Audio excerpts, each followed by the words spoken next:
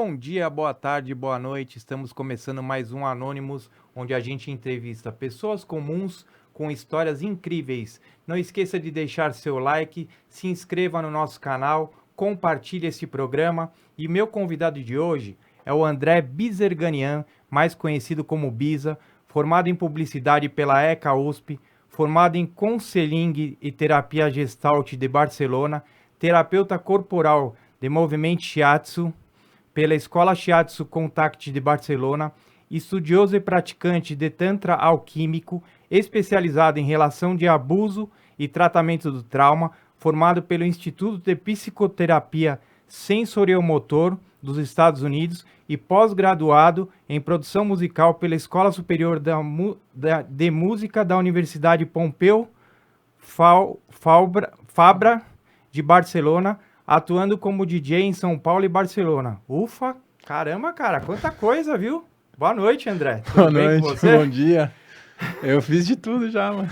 Meu Deus do céu, esse currículo é Tava. intenso. Não sabia o que queria, tava correndo atrás, né?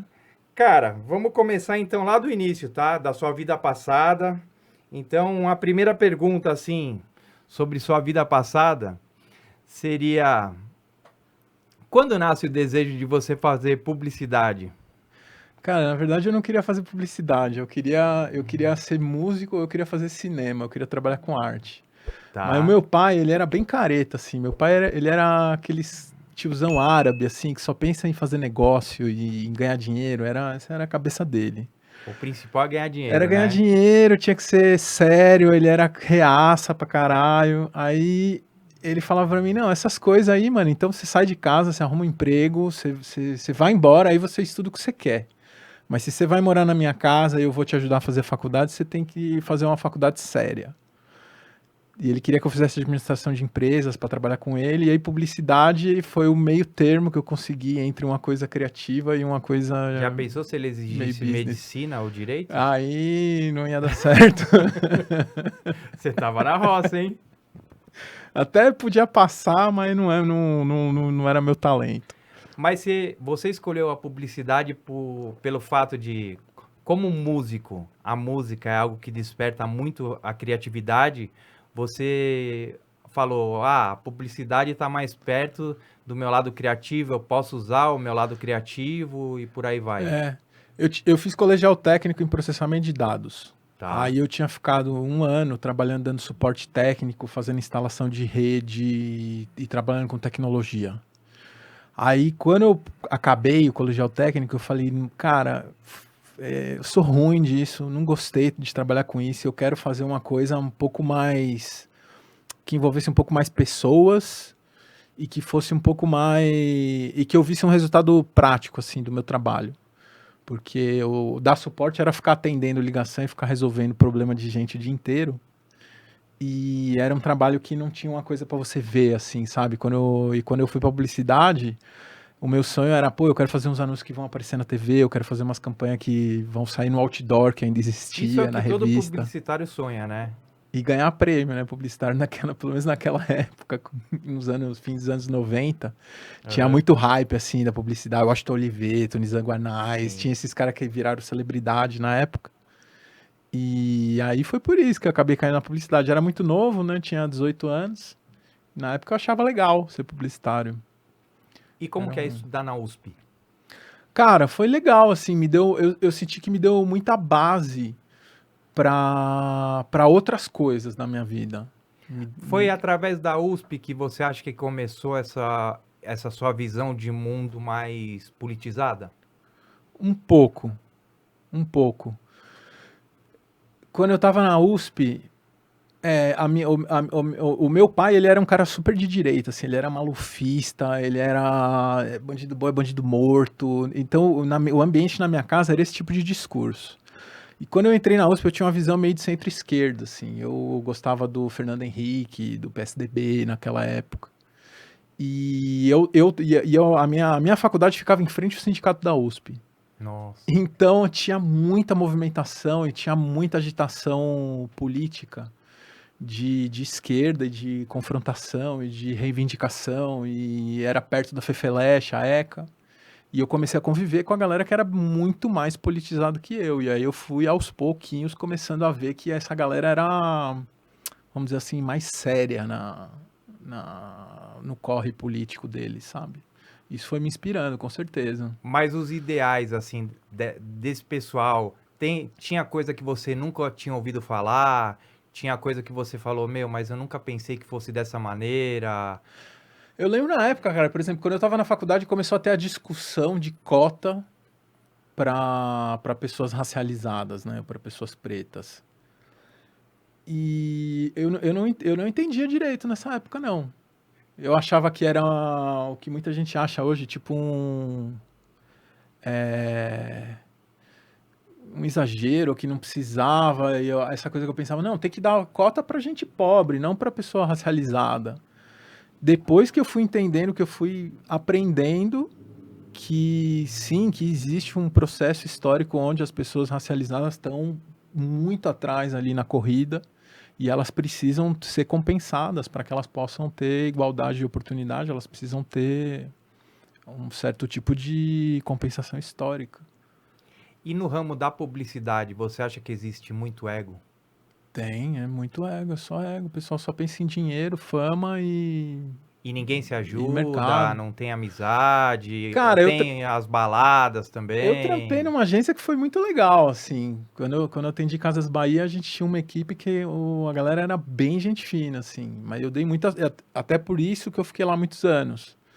Quando eu senti que eu tinha um trabalho mais ou menos estável e que o ambiente era legal, eu deixei de procurar outras coisas. Inclusive, eu não gostava muito. É um trabalho que pouco publicitário gosta de fazer varejo, né? É um trabalho meio com um pouco glamour e não é tão divertido. Mas exige muito resultado, né? Exige muito resultado.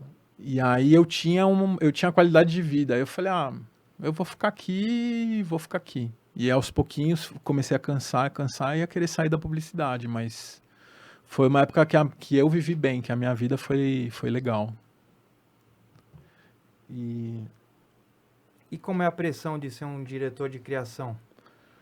Por uma empresa que é a empresa que maior anunciante do país, na época que você não, trabalhava. mas lá eu não era diretor de criação, eu era diretor de arte, Ah, diretor de arte, tá, que é um membro da equipe de criação, né? Tem vários diretores de arte tá. e tinham vários Mas a redatores. pressão deve ser absurda também, Eu ou não? acostumei na época, cara, mas era assim, chegava o trampo de manhã e de tarde tinha que estar pronto, assim, porque o varejo era tudo muito rápido, assim. E aí no dia seguinte já ia filmar, às vezes ia filmar no mesmo dia, era tudo muito rápido, assim, tinha que ser muito eficiente, assim, você não podia, um dia que eu chegava meio cansado, assim, para trabalhar, era meio sofrido, assim, porque não podia dormir no ponto, sabe? Entendi.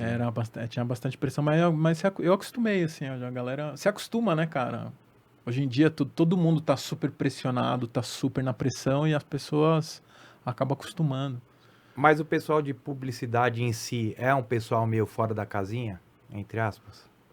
Não sei, cara, até porque faz tantos anos que eu saí que já é meio distante, assim, o pessoal da publicidade pra mim. Eu não sei como é que a galera é hoje em dia.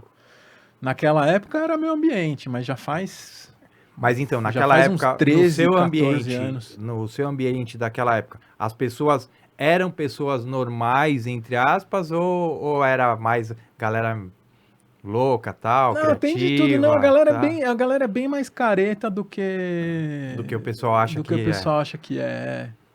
Entendi. Tem um. E a publicidade tem muitas áreas diferentes. Então, tem gente que trabalha no atendimento, tem gente que trabalha no planejamento, na mídia, no rádio e TV, ou na produção, na criação. E são perfis profissionais diferentes, assim. Essa coisa do publicitário doidão era aquela coisa meio dos anos 80, Tá. de... E tem um pouco a ver com aquela série Mad Men, que os caras ficam bebendo uísque, fazendo umas doideiras, ou fumando uns baseados, e aí vai trabalhar, e fica tendo umas ideias loucas. É meio que essa... Não é o dia a dia. O dia a dia você tem que estar careta, é pressão, você tem que ter um monte de ideia, você leva pro chefe, você volta, você vai pro cliente, você volta. É muito trampo, assim, é muito sério o trampo, no final das contas. E o que te levou a abandonar esse ramo? Eu comecei a cansar eu comecei a me politizar mais, Tá. eu comecei a ter mais noção de como funcionava o mundo, economicamente, politicamente, e comecei a sentir que era...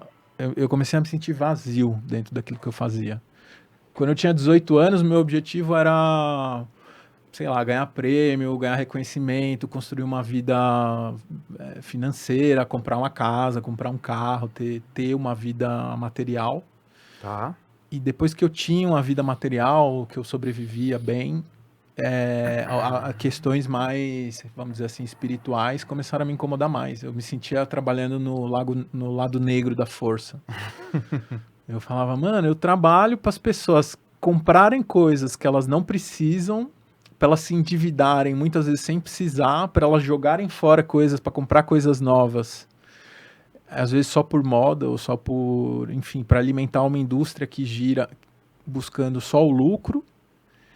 E não é isso que faz as pessoas felizes, não é isso que preenche as necessidades, nem materiais, nem humanas das pessoas. Isso começou a me incomodar muito. E nessa época a paixão pela música você sempre teve? Desde Foi algo criança. que desde criança você teve. É. E aí aflorou isso, e como que foi essa história que você contou nos bastidores aí de você ir para Londres? Aí, isso aí veio quando eu tava na faculdade estudando publicidade. Eu tive uma namorada que foi morar em Londres, fazer uma temporada lá para estudar inglês e tal. E aí eu tava com muita saudade dela, minha primeira namorada e tal. Aí ela falou, mano, vem pra cá também. Aí a gente descola um trampo aqui, junta uma grana, vai viajar. Ela falou, vem ver o mundo. Você tá aí focado de acabar a faculdade, descolar trampo, ganhar dinheiro, e você não viu nada do mundo ainda. Aproveita que você pode, vem dar um rolê, porque a hora que você ficar enrolado com o trabalho, você não vai mais poder fazer um mochilão, coisa assim. Aí eu fui. Aí quando eu era moleque aqui, eu gostava muito de rock, eu gostava até de música clássica também. Quando eu era criança, eu toquei na fanfarra da escola, eu tocava corneta. Olha só. Aí depois toquei um pouco de violão, aí depois toquei guitarra. Mas eu nunca estudei música seriamente. Eu tocava de ouvido e tal, eu gostava, né? Mas minha família, meu pai não gostava que eu estudasse muito música, então eu não tinha muito incentivo de criança, né, pra fazer essas coisas. Uhum. Aí quando eu fui pra Londres, tinha toda uma cena assim de música eletrônica bombando na Europa, em Londres. Aí tinha jungle, drum and bass, house, tinha uma cena de techno também. Quando você chegou em Londres, assim, você moleque, sozinho, sem ter pai, sem ter mãe, sem ter ninguém, qual foi a primeira sensação crer, que você né, teve, né, cara, A primeira sensação era... E ainda com a namorada, né? Pô, melhor ainda, com a namorada né? é melhor. Ela já tinha uma base lá, então me deu uma segurança, assim, pra aterrissar. Mas, cara, foi muito louco, porque eu falava inglês já. Aí eu peguei um voo que era o mais barato que tinha, que era um voo que fazia escala nos Estados Unidos. Tá. Aí eu fui tinha uma galera americana, que eu fui falando inglês. Aí eu fui assim, tipo, porra, que bom, né, cara? Eu sei falar inglês e vai ser de boa, tô entendendo o que eles estão falando. Tô falando com um nativo e eu não tinha muita essa experiência. Uhum. Aí fiz a escala nos Estados Unidos, aí peguei o voo pra Inglaterra. Aí comecei a ouvir, aí era outras pessoas, já era a galera falando com o sotaque da Inglaterra. Tá. Aí era o capitão do avião anunciando as coisas com o inglês da Inglaterra. Aí eu ouvi assim, eu falei, mano, eles estão falando inglês mesmo? Ou eles estão falando outra coisa? Porque eu não tô entendendo nada. Eu não tô entendendo nenhuma palavra, tá ligado? Eu falei, porra, velho, isso aqui... Ou seja, esses cursinhos que a gente faz não vale de nada. O inglês britânico é muito diferente do americano. E eu não tenho muita... E eu descobri que eu não tenho tanta facilidade de ouvir, eu tenho mais facilidade de falar. Aham. E aí minha primeira impressão foi, mano, eu tô fudido aqui, velho, eu não entendo um caralho que esse pessoal fala. Aí cheguei na Inglaterra, aí deu problema com o meu voo, pousei mó longe, aí viemos de ônibus do aeroporto Mas fora ela de tava Londres. te esperando lá. Ela tava me esperando, mas isso eu tá. cheguei de madrugada, não existia celular nessa época, não tinha essas coisas, tá ligado? Aí cheguei na estação de ônibus e eu tinha super pouco dinheiro, assim. Cheguei na estação de ônibus, perguntei informação pra um cara que tava varrendo lá a estação, não tinha um Cristo na estação. O cara me respondeu outra vez, eu falei, mano, eu não entendo uma palavra do que esses caras estão falando. Aí peguei um táxi, aí... tipo, também morrendo de medo do preço do táxi, aí o cara me levou pra cá, mas não entendi quase nada do que o cara falava também. Eu falava, mano, esses caras botam um ovo na boca e fala meio assim. Nossa, cara. E era. Aí foi isso, assim. Aí cheguei lá, aí aos pouquinhos fui começando a entender um pouco melhor como é que a galera E falava. aí, e a experiência de você estar num outro país, no país de primeiro mundo, choque de realidade em relação ao Brasil, assim. É, cara, é muito louco. O choque, assim, é que no Brasil eu era de uma família de classe média alta. E lá eu vivi a experiência de ser visto como um imigrante, Suburbano, né? meio suburbano, de classe trabalhadora, fazendo corre de garçom, sendo. Eu vivi como é que era o outro lado, né?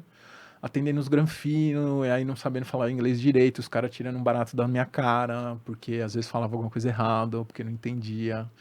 E às vezes tinha gente muito legal, mas às vezes tinha gente bad, assim, que dava uma maltratada. E sabe uma coisa que eu me pergunto assim? Por que será que as pessoas aqui no Brasil não têm coragem, eu acho, entre aspas, não sei, de realizar certas profissões e quando vai pra fora aceita qualquer coisa? Não sei se é Você acha coragem. que é a necessidade? Exato, exato. As pessoas se adaptam dentro do possível, né? Todo mundo quer o melhor. Se eu tenho acesso a alguma coisa melhor, então eu não vou fazer algo que eu considero pior. Tem Entendi. muito a ver com isso, né?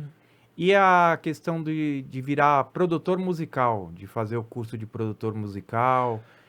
Aí foi isso. Aí eu voltei de Londres para voltar para faculdade. Aí voltei gostando de música eletrônica e era a maior paixão. Aí também teve outra coisa em Londres que foi na época que explodiu o êxtase, que todo mundo tomava êxtase. E aí eu experimentei isso na volta de Londres. Lá eu tava sozinho e tal, eu não tive coragem. Ficou com medo. Eu fiquei com medo. Eu falei, se me dá qualquer coisa aqui, mano. Qual que é a diferença? Tem o êxtase e tem o outro que eles falam que é a droga do amor, não é? O MDMA deve ser? É, não sei. Não, e tem um monte de droga diferente. Porque eu tenho um lá. amigo meu que ele tomou esse daí, que é a droga do amor, que ele falou pra mim, cara, é a melhor sensação do mundo. Só que eu nunca tomei, né? Então eu não sei. Sei. Que eu fico com Não medo sei de o que que tomar ele e tomou. depois eu pegar Mas uma amor brisa assim, amor eterna. amoroso, assim, amor do coraçãozinho Não, ou ele, amor mais não, quente, ele falou assim, que é o amor mais mais quente. Ele falou que, tipo, ele encostava na parceira dele e ele sentia até a alma dela, Eu assim, não lembro sabe, o nome cara? agora, tem uma coisa que acho que é 2CB, 2CB, eu não sei se é essa, eu tô confundindo o nome, tem uma que a galera usa muito pra transar. É, eu Isso acho aí que eu, deve ter eu nunca sido tomei, essa. isso aí eu nunca Que tomei. ele falou eu que não ele sei o tava que no é. meio lá de Trindade e ele e ela peladão, o pessoal passando e eles nem aí, cara. Nem Estavam aí. se amando, sabe? Sem medo de ser feliz, velho. Aí eu falei, meu Deus do céu. E aí, conta aí. Daí eu voltei de Londres, aí tive as primeiras experiências com êxtase aqui, de em rave, e pra mim foi um momento de meio que começar a curtir a vida, assim, começar a curtir o mundo. Que na minha infância eu era muito travadão, eu era muito tímido, eu era muito complexado. E aí nessas experiências eu comecei a sentir que eu tinha um ambiente onde eu me encaixava, onde eu podia curtir, onde eu me sentia bem. Hoje em dia eu percebo que também a minha experiência com a droga na época deu um clique na minha saúde mental. Acabou, como na época eu nunca abusei, eu sempre tomei pouco. Então eu nunca peguei a ladeira abaixo, Tá. porque na época eu tomava poucas vezes e eu tomava É, pouco. porque é perigoso, É né? perigoso, Não deixa de ser, exatamente. né? Pode dar um monte de problema, de um monte de coisa diferente. Mas ao mesmo tempo é remédio. Aham. O que diz se vai ser remédio ou se vai ser droga é o acompanhamento médico, o acompanhamento terapêutico e a dose. É isso que vai fazer a diferença, se é remédio ou se é droga, né? Entendi. Aí, enfim, me apaixonei pela música eletrônica. Na época eu falei, mano, eu quero ser DJ.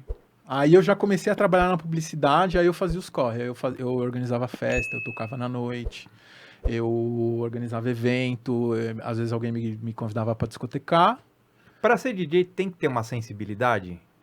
Depende, cara. Na época era de ser DJ, nos anos 80, 90, 2000.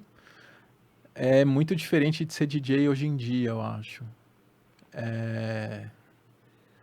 Eu acho que tá mais mercantilizado, tá mais massificado hoje em dia. E antigamente era um pouco mais, tinha uma coisa um pouco mais romântica na E tem cena. aquele negócio, antigamente, eu acho que você tinha que ter um feeling, né? Pra você lotar uma pista, Exato, aquela música que tocava, exato. tal. É, Existia uma cultura relacionada é com isso. libertação social, com hedonismo. Existia uma cultura relacionada com tudo isso na época. Entendi. Desde os anos 80 vinha essa onda assim, cultural. E, e isso me deu a sensação de me conectar com o mundo assim, de uma maneira feliz, assim, que era uma coisa que antes na minha experiência não tinha. E Assim. ser DJ também, você falou que você, quando era mais novo, quando era jovem, você era travado, você teve situações de bullying, preconceito, coisa desse tipo. Aham. E aí, assim, quando você vira DJ, tudo fica mais fácil também, né? Em termos de amizades, em termos de relacionamentos, em termos de as pessoas te chamarem mais para lugares, você é o cara legal, você é o DJ, você, enfim. Rola Como um que pouquinho isso rola, muda, né? Eu Isso nunca é. eu não era famoso, né? Eu era um DJ que tocava assim nas festinhas dos brothers, em alguma balada em São Paulo, de vez em quando eu tocava. Mas na rodinha de amigos era o cara conhecido. Na rodinha de amigos era um cara bacana, assim, a galera às vezes quando fazia festa em casa aí tinha sempre o DJ tocando, aí vinha os amigos DJ tocando, tinha um pouco de, não sei se é um glamour, uma coisa divertida assim. E E tiveram outras coisas no meu processo pessoal que vieram junto, assim. Nessa época, por exemplo, quando eu era adolescente e criança, eu tive muito problema de saúde. Daí eu ganhei muito peso, eu era muito gordinho. Aham. E nessa época foi uma época que a minha saúde estabilizou e aí eu pude começar a perder peso. Tá. Então eu deixei de ser aquele cara, aquele menino meio gordinho, meio desengonçado, pra ser o cara que tava assim, Em magro, em forma. forma e discotecando. E aí antes eu não tinha Era o cara dinheiro, descolado, eu né? tinha as roupas tudo zoadas, aí nessa época eu tinha dinheiro, aí comprei umas roupas mais legal, aí teve toda essa mudança, né? Enfim. Entendi. Então, eu fui bem feliz nessa época, mas depois de um tempo, eu comecei a achar tudo isso vazio, né? Porque era tipo, na época foi tipo um analgésico, assim, pra mim, né? Mas não era, não foi daí que eu comecei a sentir que eu tava, vamos dizer assim, me realizando espiritualmente, profundamente, que eu tava sentindo que a minha alma tava contente com a minha vida. Foi meio que um alívio de estar levando uma vida muito é, triste e descobrir uma vida de festa. Mas só festa não enche barriga, né? Mas eu ia falar também isso. Essa festa que você descobriu, será que é festa mesmo? Às vezes a pessoa não pode estar em festa e ó, por dentro ela tá um caco. Ela Tem tá muito, triste. tem muito, tem muito, Então, também tem até muito. que ponto essa festa é pro bem ou não? Ou não, total. No meu caso, veio junto. Porque como eu me sentia muito excluído do mundo, muito isolado, quando eu descobri um lugar onde eu me sentia, que eu fazia parte, que eu era bem visto, que eu era, sei lá, Você querido, descobriu sua admirado, tribo. é um pouco sim. Aí isso me trouxe felicidade real, né? Entendi. E mas o que você falou é total real, assim, a vida de festa, muita gente vai pro rolê meio que pra fugir Dos problemas, dos né? problemas, ou para encontrar uma válvula de escape, mas não vai encher barriga, ou a vida de festa não vai encher o espírito de ninguém. E É só aí, uma parte da vida, né? e aí você discotecava, você foi fazer produção musical, e aí como que foi? Exato. Aí eu fiquei muitos anos entre a publicidade e a música. Aí, uma época, eu comecei a ter um burnout na publicidade. Eu nem sabia que eu estava tendo burnout. A galera não usava essa palavra, não existia. Mas é um sintomas que um monte de gente tem. Eu comecei a ter tontura, eu ia no médico, e nenhum médico encontrava nada. Aí eu fui no neurologista, eu fiz um monte de exame e os médicos falavam, você não tem nada. E eu tava, na verdade, tava tendo sintoma de burnout. Aí eu saí Nossa. de férias e fui viajar, fui pra Europa até, que foi a segunda vez que eu fui, foi a primeira vez que eu voltei depois daquele mochilão lá. Aham. E voltei das férias. Você E tinha eu, ido pra onde? Pra Europa? Eu fui fazer um rolê grande, assim. Eu fui Ah, fazer tá. um rolê Vários de países. vários países, de passar o verão, de curtir umas férias. Eu fui pra Barcelona pra ver, inclusive, porque eu tava sentindo que eu queria ir morar lá. Aí eu falei, eu vou lá meio de turista pra ver se eu quero ir pra ficar mesmo. Tá. Aí eu voltei dessa viagem, o sintoma, minha tontura passou, meus sintomas do que eu tava tendo. Eu ficava com uma tontura assim, cara, que parecia que eu ia cair. Às vezes eu tava dirigindo o carro, eu precisava encostar o carro, porque eu falei, eu vou bater o carro. E era do nada, assim. Nossa, cara. Aí eu fui pras férias, eu voltei e não tinha mais. Aí o dia que eu entrei no trabalho, assim, eu lembro que eu entrei no corredor da agência, assim, aí tinha uma luzona branca, assim, era forte a luz. Eu comecei a sentir mal, tudo de novo. Aí eu falei, mano, eu não vou aguentar voltar a trabalhar aqui. Eu preciso sair antes do que eu tava planejando. A minha ideia era ficar mais uns 2, 3 anos para tentar começar a ganhar um pouco de dinheiro como DJ, porque o que eu ganhava era muito pouco, assim, era irrisório. O que eu ganhava das festinhas, né? Mas o seu objetivo, então, era trabalhar como DJ? Era, era. Entendi. E eu tenho vários amigos dessa época que viraram técnico de som, técnico cara que abriu loja de equipamento musical, de tecnologia. Tem muita gente que queria ser DJ, mas Desistiu. foi fazer outras coisas e deixou a música ali meio como um paralelo, né? Muita gente vive assim. E quem quer ser DJ hoje? Qual que é o conselho que você dá? Não tenho a menor noção. Não tem ideia, né? Já faz 10 anos que eu desisti, eu não sei como é que é ser DJ hoje. Aquela pessoa, aquele jovem que quer ser DJ, que tá ali e tal, batalhando. Vai Dá um estudar, conselho, meu conselho é Bida. vai estudar. Estuda. O meu conselho pros jovens é estudar, cara. E aí, passou toda essa parte, você viu que você não queria mais trabalhar na agência, e aí foi quando você tomou a decisão de sair do país. De morar fora. Eu fazia muitos anos que eu trabalhava na mesma empresa, aí eu ia receber uma rescisão boa. Aham. E eu tava muito mal na empresa. Um dia meu chefe me chamou e falou, mano, o que tá acontecendo? Você tá rendendo pouco, você tá chegando tarde. Eu falei, mano, eu não tô aguentando. É isso que tá acontecendo. Eu tô mal, eu não peço as contas porque eu preciso do dinheiro pra viver. Eu não tenho, né? Eu não tenho herança, eu não tenho Outra fonte de outra renda e eu tô levando do jeito que eu posso, mas eu tô meio pirado, assim, na verdade. E aí ele falou, você quer que eu te mande embora? Aí eu falei, na verdade, você vai me fazer um puta favor, cara. Porque aí eu vou tentar pegar a rescisão pra me reinventar, porque eu não tô dando conta mais. Caramba. E não vou pedir as contas porque eu não tenho como. Eu tô fazendo o que eu posso.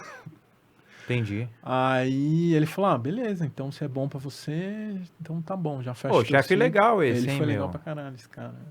Ele foi bem legal. E aí ele deu aquela... Sou muito grato. Ele deu aquela mola propulsora pra você ir em busca de um novo sonho, de um novo Exato. desafio. Aí eu me inscrevi numa pós-graduação em produção musical na Espanha. Tá. Eu lembro que eu fui no show da Bjork aqui e eles tinham uma mesa. Ou seja, você ainda tava na ideia de ser DJ. Eu ainda tava na ideia de ser Espanha. DJ, Entendi. E aí eu quis estudar nessa escola onde os caras tinham feito toda uma interface que a Bjork veio tocar no Brasil e ela veio com essa mesa assim, eu não lembro como é que chamava. E era super bonita, assim, uma mesa cheia das coisas coloridas, com umas peças assim de acrílico. E a galera fazia música eletrônica com aquilo ali. Eu falei, mano, eu quero estudar que nessa louco, escola cara. aí. Aí eu fui fazer o curso lá. Eu fiquei 1 ano e meio estudando produção musical. Já gastou metade do dinheiro da decisão na escola. Total. Mas tá bom. Tá bom. pelo menos na escola Porque top, não era né? só escola, Ó, era a apresentação escola, aqui, o aluguel. pessoal ficou todo mundo convencido, hein?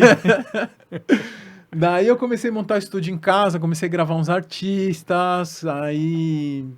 E lá comecei era a mais viver essa artista rotina. brasileiro ou você chegou a gravar até artista espanhol eu mesmo gravei também? artista espanhol. Eu gravei um brother que gravou um disco de um guitarrista de flamenco muito bom. Eu gravei uma menina que fazia jazz latino, que lançou ela demorou anos para finalizar o disco. Eu gravei uns músicos portugueses, uma galera de fado. Eu comecei a produzir música que bacana, própria. cara.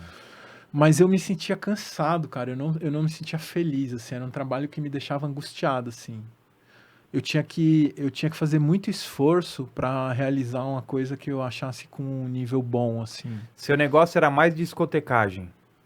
Discotecar era uma coisa que eu achava que era relax, assim. Eu achava gostoso de fazer. E você chegou a tocar em festa lá na Toquei, Espanha? toquei em alguns festivais, eu toquei nos Burning Mans ali da Europa. Tem sabe, o Burning Man? Aham. Então tem várias versões locais, assim, na Alemanha, na Inglaterra, na Espanha, tem vários. E aí nessa galerinha eu fiz amizade, comecei a participar e nesses festivais eu comecei a tocar E eles bastante. valorizam bastante o brasileiro DJ? Porque tem aquela questão, né, do Aham. DJ Mark, acho que naquela época já fazia um grande sucesso, né? Mas foi muitos anos depois do Mark, assim, Ah, já é? porque isso aí foi a partir de 2012, 2013, 2014 que eu fui pra lá e o Mark fez muito sucesso no começo dos anos 2000. Ah, Já, entendi. já tinha feito muito tempo. Não, o Mas, lance de ser mas tinha algum brasileiro não tinha brasileiro, muito a assim, que ver. fazia sucesso nessa época ou não? Não, DJ que eu saiba, assim, no mundo onde eu me movia, não tinha nenhuma referência, assim. E quando você chega num país diferente, apesar de a Espanha, eu acho que tem bastante brasileiro, assim como Portugal, né? Você sentiu um acolhimento dos brasileiros? Como que foi essa Tem cultura muito aí, né? brasileiro lá, mas no começo eu evitava me relacionar com brasileiro porque eu queria falar bem o idioma. Aí eu pensava, se eu ficar fazendo muito rolê com o brasileiro, eu não vou falar espanhol direito e o catalão, então, eu não vou nem entender. E eu convivia com muito espanhol e catalão. Entendi. E eu já fui falando espanhol mais ou menos bem, assim. E daí eu criei bastante raiz com a galera local. Aí Tá. depois que eu comecei a fazer mais amizade com algum brasileiro ou outro, assim. Hoje em dia eu tenho mais amigos brasileiros lá. E qual que é o maior choque de realidade quando você chega num país, sei lá, de primeiro mundo, comparado com o país que você vem, com o Brasil, no caso?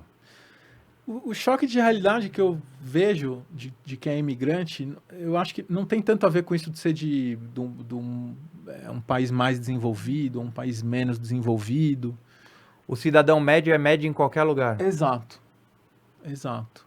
E a vida do imigrante é vida de imigrante em qualquer lugar. Tá. Você não conhece ninguém ou quase ninguém, você não tem amigos, você não tem raízes, você não tem trabalho, você não tem onde morar, você não tem muitas vezes documentação, você não tem direito a, sei lá, às vezes saúde pública, onde tem saúde pública, e você tem que correr atrás de tudo isso.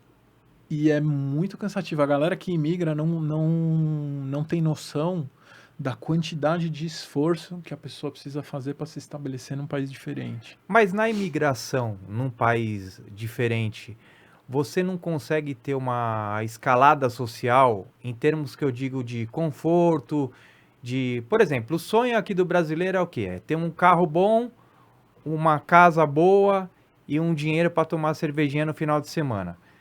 De repente, o cara trabalhando nas funções aqui mais básicas, ou nas mais baixas, o cara não consegue ter essa condição. Uhum. E num país de fora, o cara tendo uma profissão mais básica e mais baixa, ele consegue ter essa condição.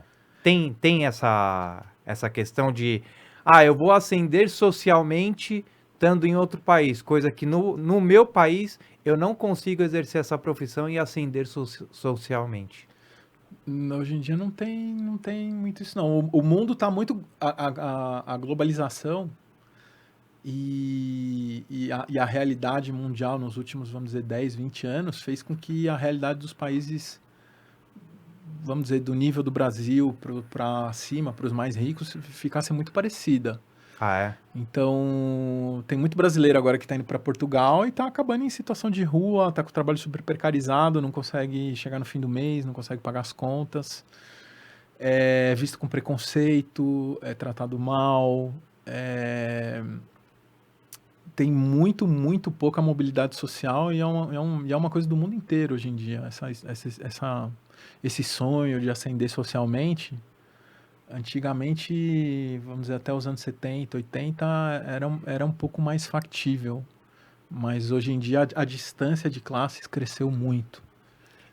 Mesmo no país de primeiro mundo. Mesmo no país de primeiro mundo. Na Espanha, a classe média tá super sufocada, assim. A vida da classe média tá cada vez mais arrochada, assim. Eles ganham menos, eles gastam mais, eles estão descontentes.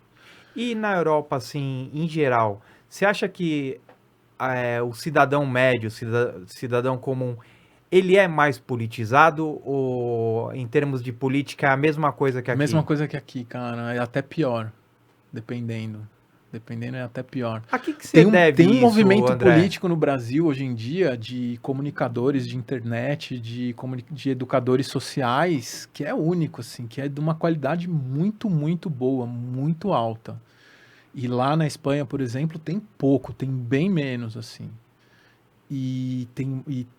O nível de alienação das pessoas lá, com quem eu convivo, da classe média, da classe trabalhadora, eles estão bem mais desengajados, assim, na média, assim. Eu acho que o Brasil agora está vivendo um momento de desalienação e Você acha mesmo que o Brasil tá melhorando nesse sentido? numa parcela pequena, assim, né? Aham. Tem uma bolha que está crescendo, tem uma bolha de movimentação política, de conscientização política, de ativismo, de consciência de classe, que é uma coisa muito importante, que está começando a ficar forte, mais forte no Brasil hoje em dia. E eu tenho fé que isso vai prosperar, vai Mas você não proliferar. acha que tem muita lacração também? Desnecessária? A lacração tem a ver com pobreza de discurso, né? A lacração tem a ver com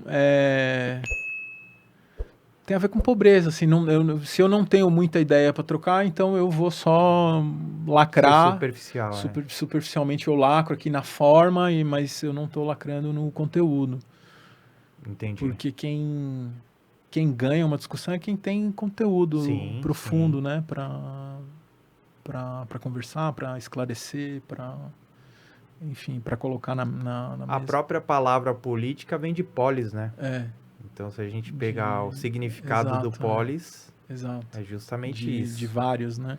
Sim. André, você acha que a sua criatividade, o gosto pela música, a arte, eram sentimentos que gritavam em você pela sua busca no processo espiritual? Oh, que pergunta filosófica, gostei. Cara, você sabe que a arte, eu acho que desde sempre a arte ela tem uma função de transcendência do sofrimento. Assim, a arte ela tem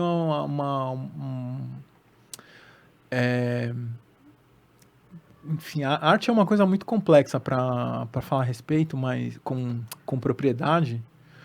Mas, por exemplo, na Grécia Antiga, o teatro ele era visto como uma catarse, né? A Sim, sim. catarse tem a ver com você é, conseguir sublimar aquilo que você sente, transcender aquilo que você sente através de uma reencenação, de uma representação, de uma revivência de algo que no mundo não tá bem resolvido, não está bem encaixado.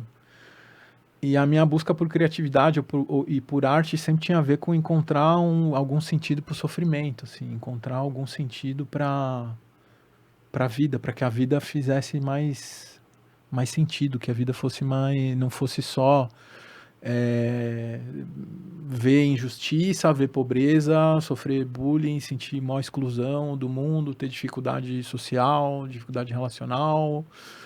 E a arte tinha uma coisa de tentar encontrar beleza dentro dessas coisas, sabe? Tentar encontrar uma via de escape. Entendi. E aquela questão que você viajou por vários países em busca, conta essa sua experiência. Essa é das fotos que você me mandou? Eu te mandei algumas fotos com algumas coisas de Põe aí, Rafa, pra viagem. gente no. Me conta aí dessas fotos. Isso aqui foi num curso de Tantra, na hora de comer, e num lugar nos Penedès, ali perto de Barcelona. Aí pode ir passando aí que tem várias fotos. Pode passar aí, Rafa. Isso aqui foi em Nowhere, que é um festival que é o Burning Man em espanhol.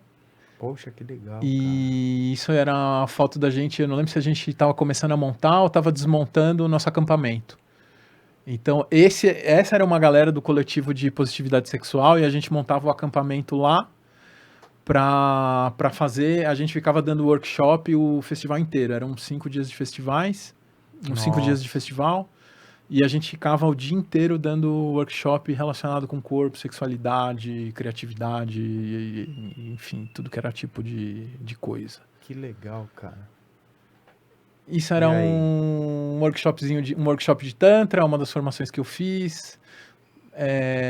Eu tentei pegar umas fotos que não mostrem muitas pessoas, porque é muito. É uma coisa muito íntima, né? Essas Sim, sim, formações. sim, sim. Então, tinha muitos momentos assim de conexão, de movimento corporal, de dança, de meditação ativa. Isso foi dentro de uma das formações de Tantra que eu fiz. Pode ir passando aí, Rafa. Pode passar, Rafa. E isso, Esse é você. isso daí foi num curso de teatro terapêutico que eu fiz. Olha só que legal, E cara. aí tinha que apresentar qualquer personagem que você inventasse. E aí foi mais ou menos na época que eu fui pra Índia, aí eu inventei esse personagem aí, nem lembro o que eu fiz. Esse era outro personagem do teatro terapêutico, que tem muito a ver com a arte e a terapia, elas têm muita coisa em comum, né? E isso daí estava dentro da sua busca espiritual que você falou, contou de 4 anos que você fez, ou não? Ou não tem Isso, nada a ver? isso sim, tá tudo relacionado. Aí o que Entendi. aconteceu? Quando eu fui pra Europa, fui embora do Brasil, eu comecei a trabalhar eu achei que eu ia trabalhar com música, né? Aí eu descobri que eu não ia mais trabalhar com isso. Tá. Eu falei, cara, eu não quero ficar o dia inteiro fechado no estúdio, gravando artista, produzindo coisa na frente do computador, porque é muito parecido com a vida de publicitário que eu tinha. Aham. Você E tá trocando 6 por meia dúzia, um né? pouco, Aí, ao mesmo tempo, ter deixado o Brasil, ter deixado o meu emprego, o meu pai faleceu nessa mesma época também. Eu comecei a sentir muita angústia, assim, uma angústia de coisas que eu não sabia por quê e do quê, Tá. de onde vinham. E aí, nessa época, eu comecei a fazer muitas práticas espirituais, aí eu descobri o Tantra, aí eu descobri o budismo, aí eu descobri eu descobri a E meditação. você estava estudando para ser monge, era isso? Eu cheguei a estudar para ser monge. É mesmo, André, que você foi sempre muito intenso na sua vida, né, Total. cara? Porque Tudo que você quer não, fazer chegou nos uma hora, cara. extremos, né? Eu achei que eu comecei a achar o mundo capitalista tão sem sentido que eu falei, eu vou ver, de repente, se eu me retirar do mundo capitalista e entrar num mosteiro ou num monastério e levar uma vida monástica ali, só meditando e trabalhando plantando e recebendo ali, limpando o mosteiro e recebendo as pessoas, talvez eu vá ser mais feliz. E você chegou aí mesmo pra ver, pra conhecer, Não, fui pra conhecer, saber? eu nunca adotei nenhum. Porque quem vai realmente seguir a vida monástica precisa adotar primeiro uma sanga, depende de vida monástica do que ou onde, mas eu me aproximei do budismo nessa época. Tá. Mas eu nunca me aproximei de um lama ou de uma instituição, vamos dizer assim, mais mais tradicional. Eu comecei a frequentar uma sanga, uma sanga é o nome de comunidade para os budistas, Tá.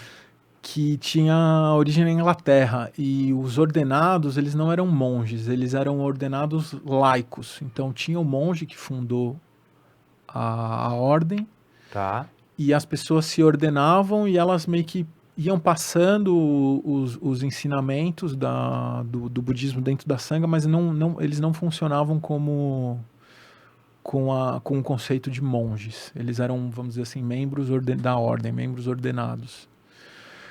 E eu comecei a frequentar e a estudar meditação, a estudar budismo com eles, mas meio com essa piração, assim, de se eu queria me retirar mesmo de tudo, abrir mão da minha herança, do meu, do meu FGTS, que ainda tinha um pouco, e virar Aham. monge mesmo, assim. Largar tudo Largar mesmo. tudo, assim, porque a dor era tão grande, assim, tudo era tão sem sentido que eu falava. Eu fiz uma coisa que é Mas muito essa era comum. uma dor do mundo que você tinha Era, em bas- relação ao era mundo. bastante minha, da minha vida, e era bastante do mundo, assim. Entendi. Bastante minha porque, sei lá, com. Cara, eu falei várias vezes de dor aí pra você, né? E de sofrimento e Sim, tal, mas sim. a minha vida só tem os rolês da hora. Tipo. E aí fala, "Ué, mas que sofrimento, né? Tipo. Não, mas é o sofrimento interno, né? É o Exato, psíquico, é daquelas total. coisas de, pô, você quer queira, quer não, você é um cara criativo, você é um pensador. Você quer o quê? Você quer um bem melhor para toda a humanidade. Você quer que todas as pessoas tenham vivências tão boas como você teve. Sim. E pelo fato das pessoas não chegarem a esse,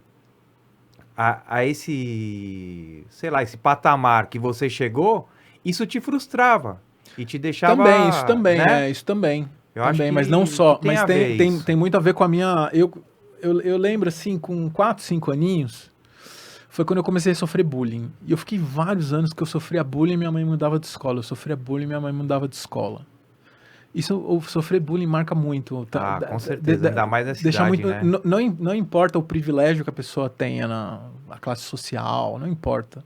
A O criança que bullying tá sofre muito presente em bullying. tudo, né? A criança que sofre muito bullying, ela fica marcada pra vida inteira, cara. Traumatiza muito. Aí quando eu tinha 9 anos, eu tive uma doença, eu tive uma infecção e eu quase perdi a perna.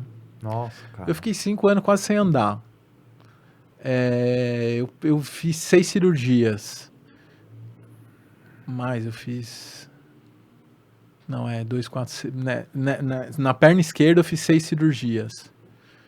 E. E aí, passou um tempo, eu comecei a sentir muita angústia e eu não tinha noção de onde vinha a minha angústia. E a angústia, ela tem a ver com trauma. Aham. Mas eu não sabia. Então eu comecei toda uma busca espiritual. Porque eu sentia angústia e eu olhava para o mundo e eu achava o mundo injusto. E eu acho isso aí que você falou sempre me impactou muito. Das pessoas não terem acesso, do mundo ser desigual, do mundo ser injusto. Das pessoas estarem. De quem está numa classe dominante ter muita ganância por acumular demais e não se importar tanto com as classes que não têm acesso à riqueza. E Tá. isso sempre me incomodou. E eu sempre achei absurdo, assim. Eu sempre quis que a riqueza fosse acessível para todo mundo e fosse mais bem distribuída, porque eu acho que ninguém precisa ter tanto para ser feliz. Mas todo mundo precisa de um mínimo para ser feliz. Mas morando em outro país, você vê também essa desigualdade como você vê aqui no Brasil ou é menos? Você acaba. Parece que você tá em outra vida, vai, digamos assim, Cara, como você falou. o Brasil, outro dia eu vi algum desses educadores sociais que eu sigo de esquerda e eles falam que o Brasil é o país mais desigual do mundo, um dos mais desiguais do mundo. Especialmente depois da pandemia, que a elite no Brasil econômica acumulou muita riqueza e a pobreza voltou com força no Brasil. Aham. Então o Brasil está muito desigual. Mas fora daqui também está muito desigual. Lá na Europa também tem muita desigualdade, especialmente no sul da Europa. Ah, é? Portugal, Mas você não Espanha, vê, por Itália. exemplo, mendigo na rua? Você vê um pouco. Ah, vê? Você vê. Ah, eu achava Existe. que Existe. não tinha isso. No sul da Europa existe morador, pessoa em situação de rua. Situação de rua. É. Em Portugal agora tá tendo um fenômeno, tem muito brasileiro que está acabando em situação de rua em Portugal. Esses tempos eu atendi gente, cliente lá, o paciente que estava passando muita dificuldade em Portugal. E falando um pouco do seu trabalho, né? Senão a gente vai chegar ao final e não vai falar do principal. Me conta aí como que funciona esse seu trabalho de terapia, cara. Tem a ver com toda essa busca espiritual aí que eu te falei, que eu de toda essa angústia que eu sentia, eu fui buscar na espiritualidade muitas respostas, e aí eu descobri que não é a espiritualidade que vai trazer, vamos dizer assim, cura para angústia ou para situações para as dificuldades de saúde mental ou de saúde geral. E aí eu tinha feito um pouco de terapia no Brasil e eu tinha gostado muito. E aí eu sempre perguntava pro meu terapeuta com que técnicas que ele trabalhava, porque eu queria saber o que eu estava Como que você estava recebendo. recebendo? Exato. Tá. Aí eu me afastei um pouco da terapia porque eu falei, a terapia demora muito e é muita conversinha e no mundo no mundo da espiritualidade, as religiões ou as práticas espirituais te prometem soluções mais mágicas ou mais imediatas. E isso é muito sedutor, por isso que muita gente busca cura na espiritualidade. Entendi.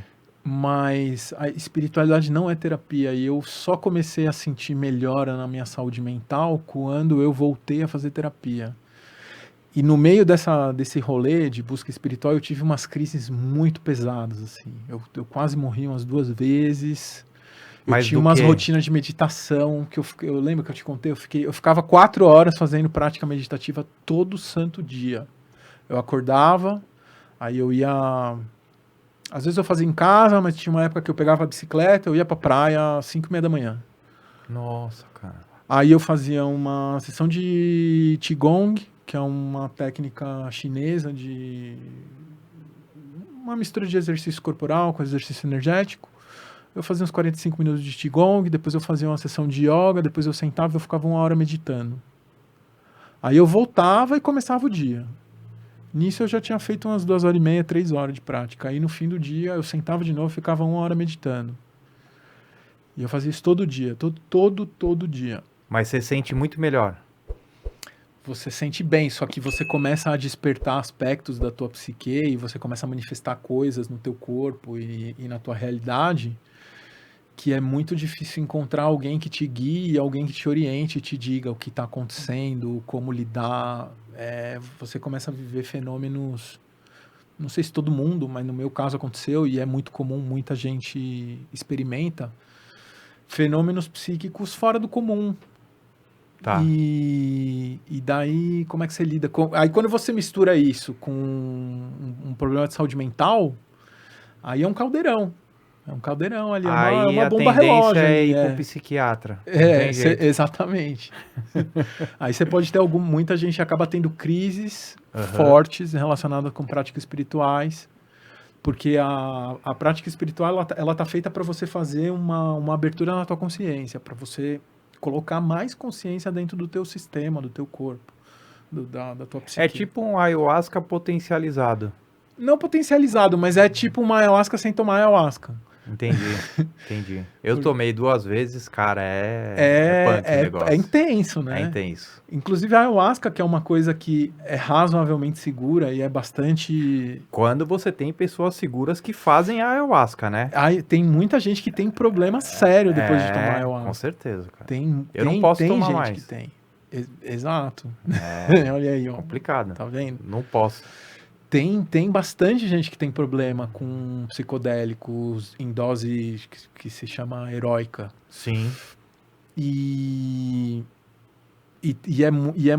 é outra coisa, é muito vendido como uma solução, entre aspas, mágica, como uma solução fácil. E não, o Jung falava assim, desconfie de tudo que você... desconfie de toda a consciência que você ganhe grátis. Mais ou menos isso, assim, eu não lembro a frase exata. André, eu ainda tenho mais 2 perguntas para te fazer, mas antes eu quero fazer faturar, né? Vamos faturar um pouquinho? Fatura aí. Então, gente, quem quiser adquirir os produtos aí, ó, nós temos o Anonymous, a camiseta bem bacana aqui, Anonymous Podcast, pessoas comuns, histórias incríveis. Temos os bonés, as nossas canecas e os copos em diversas cores, tá? Então, quem quiser adquirir aí, segue depois o nosso canal, link na descrição. E voltando, André... Pra dar uma fortalecida no projeto. Tem que fortalecer, né? Com certeza. Tem uma pergunta que não quer calar, André, que você contou da sua história aí, né? Esse coletivo internacional de positividade sexual, mas a coisa curiosa que você falou é que você foi companheiro amoroso de uma dominatrix, cara. Como que é isso? Como que é ser companheiro amoroso de uma dominatrix? E fala pro nosso público que não sabe o que que é isso, o que é uma dominatrix, André? Na verdade, foi bem normal, assim, nossa rotina Não, não é normal, cara.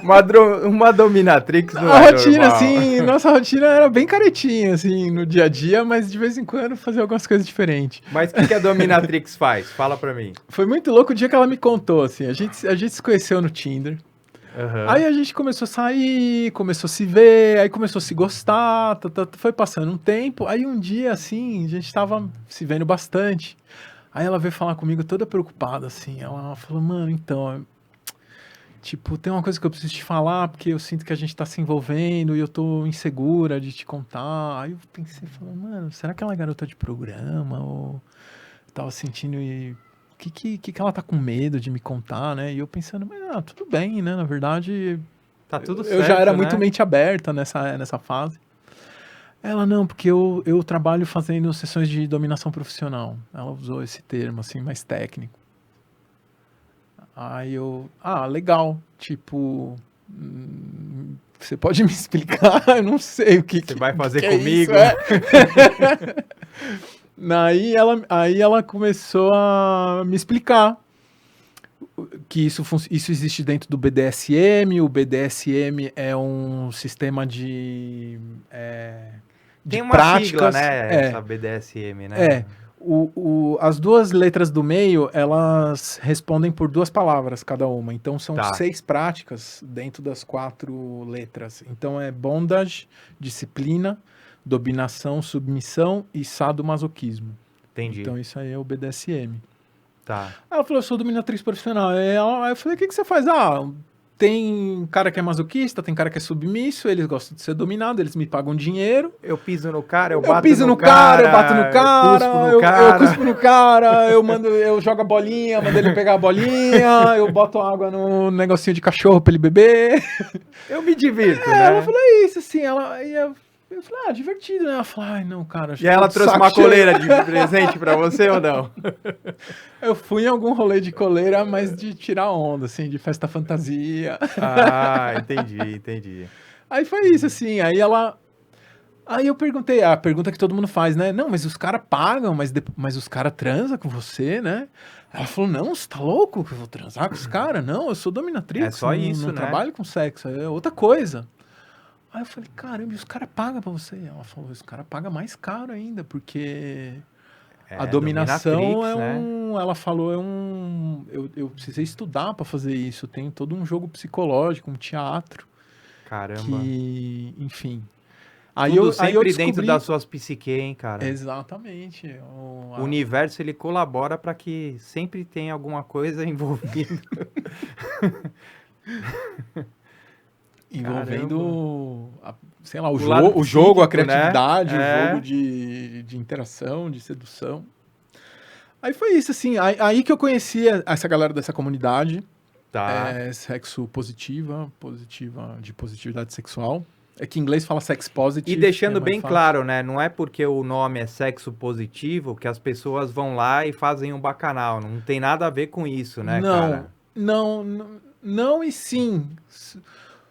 Não, porque na verdade é no sentido de O sentido é politizar outro, mais, é de esse, o sentido politizar, é de outro. ter mais consciência, de ter mais liberdade, de ter mais educação, de ter mais segurança, de ter mais bem-estar. De se conhecer mais como Se conhecer pessoa, mais, exatamente. conhecer mais o corpo. Isso.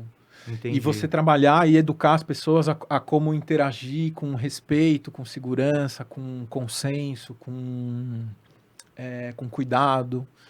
E aí o bacanal pode acontecer, mas a ideia é que ele aconteça num ambiente mais saudável do que O normal. o normal, ou o mundo assim, vamos dizer, mais selvagem, onde a galera tá na loucura e fazendo... tendo uma experiência sexual ali dentro do ambiente mais, vamos dizer, descontrolado. Cara, e as ou duas menos últimas politizado. perguntas pra você aqui. A primeira, qual o passo, primeiro passo, para a transformação pessoal e a cura do sofrimento?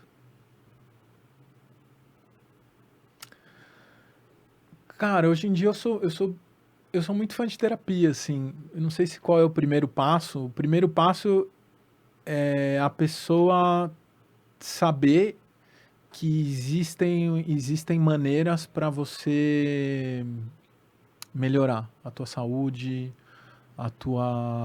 o teu mal-estar Tá. e procurar procurar ajuda em procurar ajuda em lugares onde você